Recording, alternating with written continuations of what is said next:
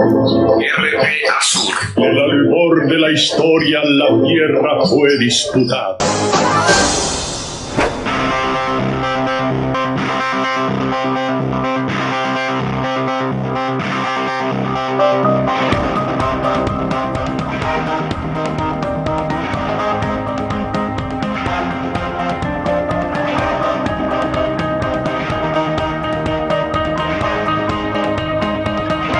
Transcurría el gobierno de Álvaro Uribe y los escándalos no cesaban. Esta vez, los focos se dirigieron al campo.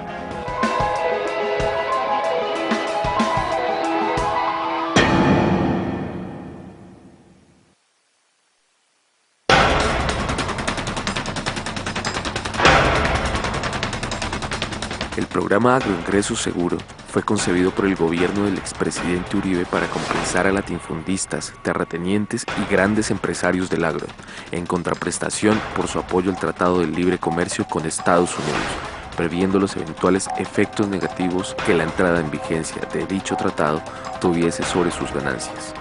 Según la filosofía del programa, se buscaba ayudar a los campesinos colombianos pobres para buscar disminuir la desigualdad en el campo. Con ese fin, se estableció un fondo de más de 294 millones de dólares que se convirtió en un verdadero cheque en blanco. Todo ese programa está montado sobre una falacia, porque no es verdad que el agro se va a salvar por eso. Y dijimos, agregamos, y eso nos salió profético, dijimos, para lo único que va a alcanzar esa plata es para hacer clientelismo gremial en el sector agropecuario y clientelismo político. Por clientelismo entendemos coger los recursos públicos para hacerles favores a los amigos para después cobrar en términos políticos, que fue lo que la vida demostró que resultó cierto, ¿sí? El programa era insuficiente para resolver lo que debería resolver. La verdad sobre el programa se vino a saber después. Un número importante de las familias beneficiadas con subsidios no reembolsables poseían un rasgo en común. Fueron aportantes a las campañas electorales del expresidente Álvaro Uribe y en algunos casos han tenido vínculos con el proyecto paramilitar. Hasta se cuentan condenados por narcotráfico, que recibieron desembolsos millonarios. Se destapa una olla podrida. Las principalmente favorecidas, pues familias muy adineradas de una zona del país, de la zona del Caribe del país, de una parte del Caribe del país. Gente muy adinerada, con gran peso político en su región, vinculadas de muchas maneras, familias con una tradición muy vieja de poder económico y de poder político, y recibieron regalos inmensos, ¿no? de varios miles de millones de pesos mediante unos procesos en que le daban a uno, le daban al hermano, le daban al papá, le daban a la mamá. Hubo un caso ahí que fue muy mencionado, yo lo mencioné en el debate de cómo a una familia sobre una sola hacienda le hacen 5 subsidios distintos en unos proyectos que se llamaron Campo Grande 1, Campo Grande 2, Campo Grande 3, Campo Grande 4 y Campo Grande 5. O sea, era, digamos, abierta la cosa de que era pues la misma finca. Es más, yo insistí en mi debate en señalar que la norma se montó para eso, para que esa concentración de los recursos pudiera darse, ¿sí? Que en ese sentido, digamos, en Colombia se suele decir que echa la ley, echa la trampa. Yo diría que en este caso la ley ya llevaba la trampa, ¿cierto? Hasta 2 reinas de belleza fueron beneficiadas con subsidios para drenaje y riego. Una de ellas, la modelo, diseñadora de joyas y señorita Colombia en 2005, Valery Domínguez, recibió $180.000 y tras destaparse la olla podrida, devolvió el dinero. La otra reina beneficiada con el dinero destinado para los campesinos colombianos fue la Reina Nacional del Mar 1999, Ana María Dávila. La supuesta agricultora recibió una ayuda de $263.000. Realmente lo único que les puedo decir en este momento es que este interrogatorio lo hemos solicitado mi abogado y yo hace ya un tiempo. La actriz llegó acompañada por su abogado Jessy Reyes y es investigada por los delitos de tentativa de peculado y falsedad. Según la investigación, la ex Miss Colombia habría tramitado de forma irregular un subsidio por 300 millones de pesos de Agroingreso Seguro. Yo realmente rechacé el beneficio, pero estoy totalmente dispuesta a colaborar con la justicia porque creo plenamente en ello. Nuestras fincas se parcelan en 5 o 6 partes para recibir 5 o 6 subsidios nuevos. Nuestros hijos se levantan muchachas que son reinas, que traen su propio subsidio para perpetuar nuestros apellidos y mejorar la raza, marica. Con cada subsidio empleamos a 10 o 12 pobres y a los que nos queden sin emplear los usamos como abono, pues, para que no se diga que aquí se desperdicia nada. Y al final, parte del dinero lo donamos generoso a la campaña de reelección, para ahorrarle a nuestros compatriotas el trabajo de pensar por qué van a votar, marica. Según la Fiscalía General de Colombia, la corrupción desatada por el programa Agroingreso Seguro es la más grande en la historia agrícola del país. El proyecto envió a la cárcel al exministro y ex precandidato presidencial uribista Andrés Felipe Arias, a otros 3 exfuncionarios del Ministerio de Agricultura y al ex viceministro Juan Camilo Salazar, condenado a 10 años y 3 meses de prisión domiciliaria por los delitos de suscripción de contratos sin requisitos legales y peculado a favor de terceros. Para la Fiscalía, este hombre utilizó su poder como viceministro de Agricultura para favorecer hacendados y reconocidos empresarios del agro, la mayoría allegados a la Casa de Nariño.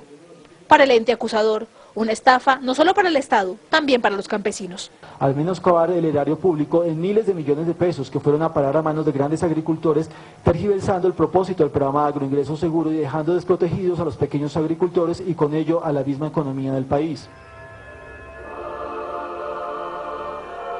El programa de ayudas para riego y drenaje destapó el escándalo de Agroingreso Seguro. Allí se descubrió que mientras a los campesinos más pobres del país se les otorgaban subsidios por $1.000, a las familias más cercanas al poder uribista les concedían un poco más de $144 millones.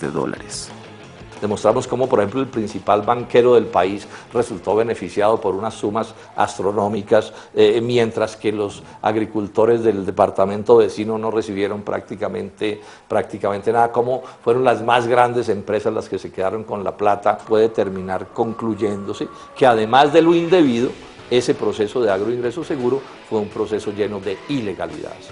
También quedó más o menos demostrado con el paso del tiempo, que una parte muy grande, o demostrado desde el principio, pero corroborado por otras cosas, que una parte muy grande de los favorecidos por los recursos de agroingreso seguro fueron poderosos financistas de la campaña o de las campañas políticas presidenciales del doctor Álvaro Uribe, e incluso después de un propio intento fallido que hizo el doctor Andrés Felipe Arias de ser candidato a la presidencia de la República.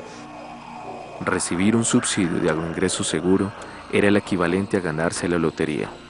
Así, mientras Andrés Felipe Arias, llamado Uribito, estuvo al frente del ministerio, sus amigos gozaron de muy buena suerte. Según las investigaciones de la Fiscalía, entre el 2007 y 2009, llegaron a 25.000 los beneficiarios del programa. De estos, 464 correspondían a grandes empresas o personas relacionadas con el sector de biocombustibles, entre palmicultores y productores de azúcar, quienes recibieron completamente gratuitos subsidios agrícolas por $77 millones. Entre las familias que más llamaron la atención por su cercanía con el expresidente Uribe figuran: Familia Dávila, $2.300.000. Familia Vives Lacutir, $3.200.000. Familia Lacutir Pinedo, $2.900.000. Cruzando la información con datos del senador Robledo y la Fiscalía, estas son algunas familias y empresas que aportaron dinero a la campaña que llevó a la presidencia Uribe en 2002 y que luego vieron retornar su dinero con grandes intereses, gracias al programa que buscaba beneficiar a los campesinos colombianos. La empresa Ingenio del Cauca, dedicada a la producción de azúcar, aportó $14.000 a la campaña de Uribe y recibió de los subsidios agrícolas $2.470.000. Otra industria dedicada al azúcar, Mayaguez S.A., aportó $77.000 y a cambio le fueron otorgados subsidios gratuitos por $2.300.000. La empresa Oleoflores de Barranquilla, dedicada a la palma de aceite, aportó $7.000 a la campaña Uribe y recibió $1.650.000. Ingenio La Cabaña S.A., dedicada al azúcar, aportó $14.000 y fue compensada con $1.941.000. Yo hice el comentario en el debate, dije, estas sí son las verdaderas pirámides, que fue un fenómeno que hubo en Colombia, en que la gente daba una plata poquita y le devolvían mucha plata, eso al final era una estafa, pero digamos que era la pirámide. Entonces aquí hubo como una especie de pirámides, en el sentido en que los que dieron unos pesos para la campaña electoral, los pesos importantes, pero no tan grandes, recibieron, por otro lado, de Agroingreso Seguro unas sumas supremamente grandes.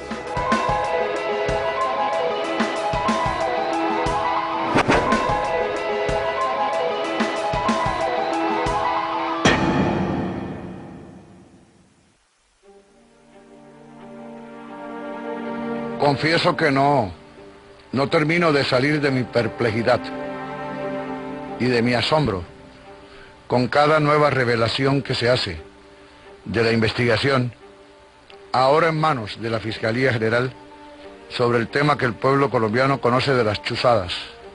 ¿Quién lo cometió? ¿Quién lo ordenó? ¿Quién lo estimuló o lo patrocinó o lo cayó o lo encubrió? Eso es lo que la justicia está intentando establecer. Pero a mí no me cabe duda de la monstruosidad de esto. Operaciones Amazonas, Transmilenio, Bahía. Estrategia, desprestigio, medios de comunicación, encuestas, chat. Calles, distribución de panfletos, grafitis, volantes, afiches, libros. Creación de páginas web, comunicados, denuncias, montajes. Luego dice sabotaje, terrorismo, explosivo, incendiario, servicios públicos, tecnológicos. Presión, amenazas y chantaje. Ese es uno de los documentos. El asombro de este reconocido periodista refleja el escándalo que quedó al descubierto con lo que ha sido calificado como la red de espionaje criminal más grande montada desde el propio Palacio Presidencial.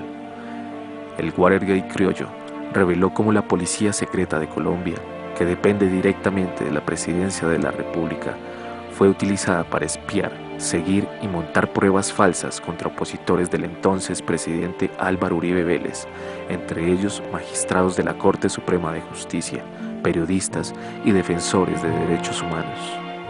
Detrás de eso entonces se desata la guerra del gobierno contra la Corte, contra los opositores, contra los periodistas, y ya lo que se conoce pues es el tema de el DAS, la policía política, al servicio de intereses de esculcar la vida de los magistrados. ¿A cuáles magistrados? A los que tenían los procesos de parapolítica, al doctor César Julio Valencia, que era el presidente de la Corte en ese momento, a mí personalmente también, investigaron los bienes míos, y una guerra sucia pues frontal. Pasó algo que en ningún país había ocurrido, y yo pues todavía como colombiano y como jurista me resiento de que eso no haya tenido más importancia. ¿En qué país del mundo cabe que un organismo de inteligencia infiltre la Corte para que las señoras que llevan los tintos pongan una grabadora en la mesa central de la corporación para oír las deliberaciones? Yo sostengo que no es posible una sociedad civil en Colombia, porque fuimos infiltrados, fuimos permeados, fuimos amenazados, fuimos espiados, fuimos vulnerados, menoscabados todos nuestros derechos, a un punto que nuestras conversaciones, nuestros correos electrónicos, tantas cosas que todo eso estaba como en manos de la policía secreta de Álvaro Uribe, que pues eso termina generando planes de acción en contra nuestra, planes de neutralización, que eran las palabras que se usaban en los documentos oficiales que hoy tiene la Fiscalía del DAS. Y ese plan de neutralización no era otra cosa distinta a eliminar de tajo a la sociedad civil que hablaba sobre derechos humanos en el país. El Watergate criollo llevó a la cárcel al exsecretario general de la Presidencia, uno de los hombres más cercanos al expresidente Uribe, a 3 exdirectores del Departamento Administrativo de Seguridad DAS y a un sinnúmero de investigadores de distintos niveles que participaron en esta empresa criminal de grandes proporciones.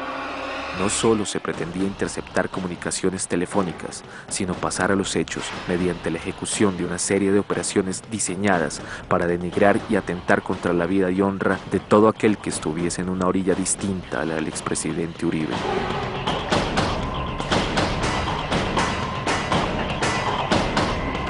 Hoy lo que nosotros podemos constatar incluso con fallos judiciales es que el DAS se volvió un aparato criminal. Y se volvió un aparato criminal durante el gobierno de Uribe y hay una responsabilidad del presidente. Tú sabes que está Bernardo Moreno, que era el secretario privado del presidente, porque era el enlace con el DAS para señalar blancos de inteligencia y demás.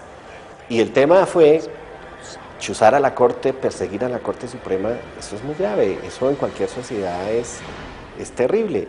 Chuzar a los periodistas, a los políticos de oposición, a nosotros, a los defensores de derechos humanos, ¿no? A mí me tenían, yo tengo ahí los registros diarios de las actividades mías y de mi familia, tengo los reportes día a día, tenía un apartamento frente a mi casa, se llevaban la basura, etcétera, por todo, por lo que yo hacía, que ha sido llevar casos de graves violaciones de derechos humanos.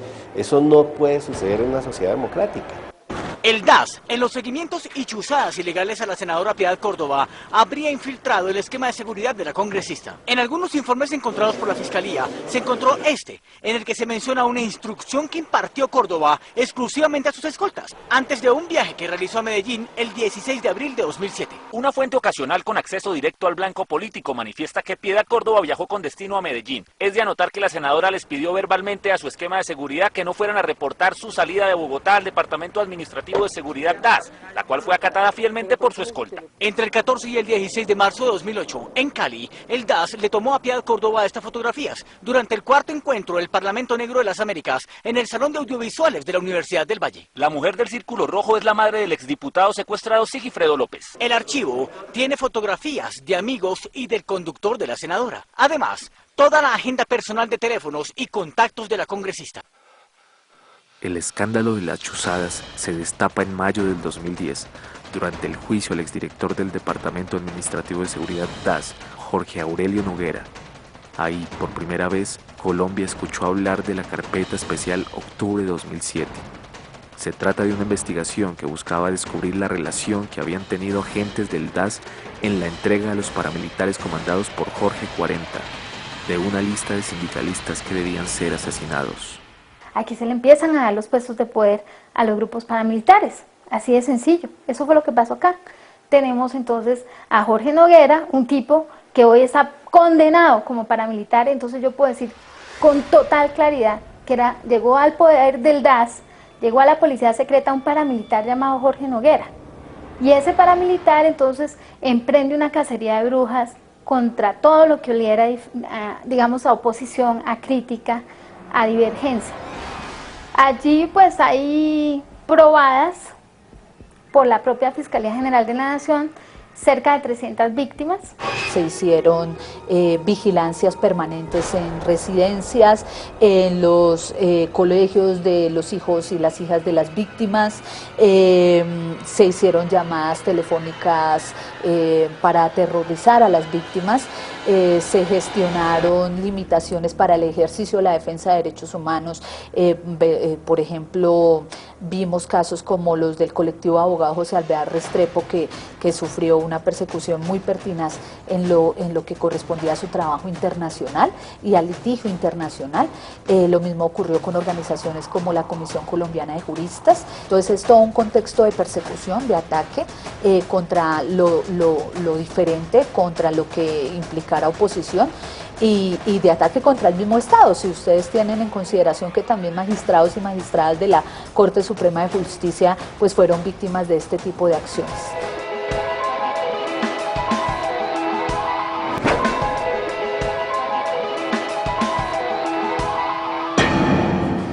La carpeta especial Octubre 2007 reveló que la investigación se había iniciado el 17 de septiembre de 2004, cuando los paramilitares de Jorge 40 asesinaron al profesor de la Universidad del Norte, Alfredo Correa de Andrés.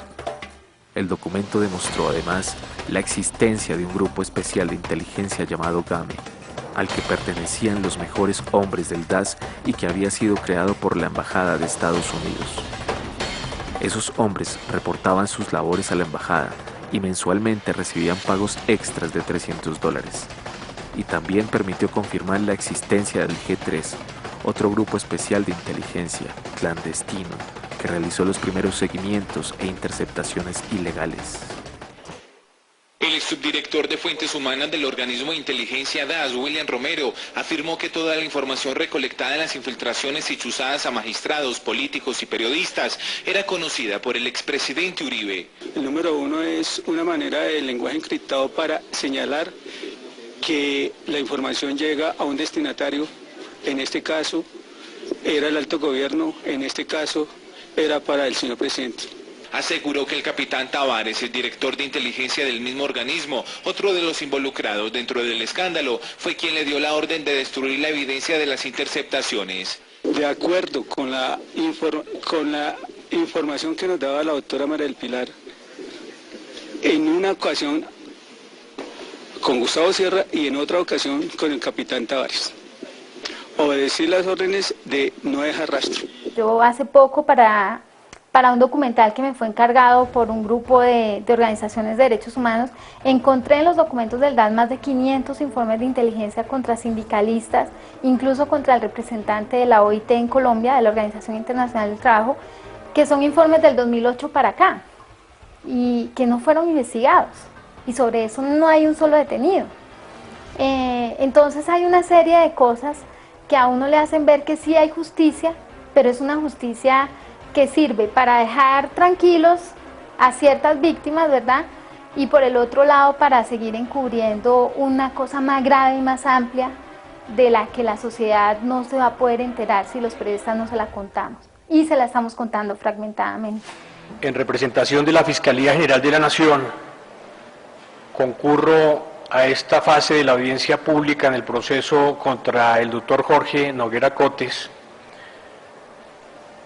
con el propósito de solicitar que la sentencia que se aproxima a tomar esta corporación en este caso sea de carácter condenatorio y en relación con los delitos objeto de la acusación de la Fiscalía, vale decir, homicidio, abuso de autoridad, falsedad documental y utilización de información sometida a secreto o reserva. El 14 de septiembre de 2011, el exdirector del DAS, Jorge Noguera, fue hallado responsable de la muerte del profesor Correa de Andrés y condenado a 25 años de prisión por los delitos de concierto para delinquir, homicidio y falsedad por ocultamiento y revelación de secretos. Voy a decir cuál es mi responsabilidad política en el nombramiento de Jorge Noguera o de cualquier funcionario. ¿Sabe por qué nombré a Jorge Noguera? Porque lo conocí como una persona incontaminada, como un joven honesto, transparente, porque le conocí a su padre, le conocí su señora, supe sobre la familia de su señora en Norte de Santander, porque una noche dormí en la casa de Jorge Noguera, conocí un apartamento de una pareja joven, normal, sin extravagancia, sin excesos. Noguera había sido el jefe de la campaña presidencial uribista durante el 2002, en el Magdalena, departamento de la Costa. La justicia demostró que el exdirector de la policía secreta puso a la institución al servicio de los paramilitares y narcotraficantes, tal y como lo reveló uno de sus hombres de confianza, Rafael García.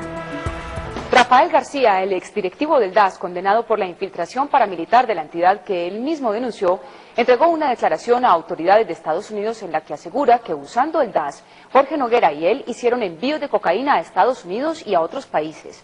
Patricia Uribe. Cristina García también asegura en el documento que el presidente Uribe conocía y aprobaba las relaciones del DAS con grupos paramilitares. Las graves acusaciones mencionan a varios altos y exaltos funcionarios. Rafael García, ex jefe de informática del DAS, reveló en este informe que fue entregado hace 2 meses a las autoridades de Estados Unidos cómo desde el propio DAS se conformó una red de narcotráfico y lavado de dólares con la participación de paramilitares del Bloque Norte y el Frente contra Insurgencia Guayú. Según García, el grupo se consolidó en el 2003 y fue bautizado como el Cartel de las 3 letras, en alusión a la sigla del DAS. Jorge Noguera viajó a México en razón de su cargo como director del DAS. En realidad, este viaje, el cual fue oficial y pagado por el Estado colombiano, tenía como propósito establecer alianzas con la organización narcotraficante de los hermanos Beltrán Leiva, lo cual se concretó, consiguiendo de esta manera que las lanchas rápidas con droga fueran recibidas en México por esta organización, la cual se encargaba de trasladarla a los estados de la costa este de los Estados Unidos. Aseguró que entre el 2003 y 2004, con funcionarios del DAS, la Aerocivil y la DIAN se introdujeron a Colombia cerca de 100 millones de dólares, producto del narcotráfico. De igual manera, Jorge Noguera consiguió con mi ayuda otras rutas de narcotráfico. Una que llevaba droga desde Cartagena a Panamá, utilizando las embarcaciones que llevan mercancía de contrabando de Panamá a Colombia. Y desde Panamá, la droga era enviada a la Florida, Estados Unidos, a través de las tripulaciones de los cruceros que hacían parada en Panamá y en la Florida. Otra, la cual utilizaba con el grupo de narcotráfico de Hernán Giraldo, que pasaba la droga por Paraguachón, algunas veces en los propios vehículos del DAS, la cual era llevada a punto fijo, de donde se enviaban en lanchas rápidas a Centroamérica y el Caribe. En el DAS habrían podido nombrar a la Madre Teresa de Calcuta como directora, pero si le hubieran dado las mismas órdenes que le dieron a Noguera o las que ejecutó la doctora María del Pilar Hurtado, habría pasado exactamente lo mismo, aun cuando estuviese manejado por la Madre Teresa de Calcuta, porque obviamente cuando se toma un organismo de inteligencia y se cree que es un organismo de inteligencia privado, particular del gobierno de turno para hacer inteligencia a los opositores, a los enemigos, termina pasando lo que pasó. Podría decir que a mí también me usaron y me manipuló el DAS. Yo tenía que cumplir una orden institucional, tenía que cumplir con unos parámetros establecidos y si yo no cumplía, pues tenía que asumir las consecuencias. Lo que uno se tiene que preguntar es cuál es el nivel de la justicia en Colombia. En el caso del DAS es muy claro que la Fiscalía llegó a un punto del que no quiere seguir, ¿no? Llegó a un punto en el que acusa y tiene en juicio al secretario jurídico de la presidencia. Llega a un punto en el que hay ya un director del DAS condenado y una directora del DAS prófuga de la justicia afrontando también un juicio por lo mismo, pero digamos en ninguna parte se han reconocido otra cantidad de víctimas con otra cantidad de documentos oficiales que hay ahí que la Fiscalía no ha querido seguir estudiando. Entonces yo siento que la Fiscalía arrancó con un gran impulso, pero están tratando de construir una verdad que sea socialmente aceptada sobre lo que pasó en el DAS y no toda la verdad de lo que pasó en el DAS. Que el DAS es eso, es un capítulo siniestro de la historia de Colombia, de lo que no deben ser los organismos de seguridad ni de inteligencia del Estado. Si Uribe se hubiera quedado un tercer mandato, yo creo que aquí habría estallado una situación terrible, absolutamente inmanejable. El país se habría disuelto, porque Uribe tenía ya demasiadas situaciones de rencor, de dificultades políticas, administrativas, personales. Él se levantaba todos los días a pelear con medio país, ¿no? Y ya él no estaba gobernando, sino defendiéndose.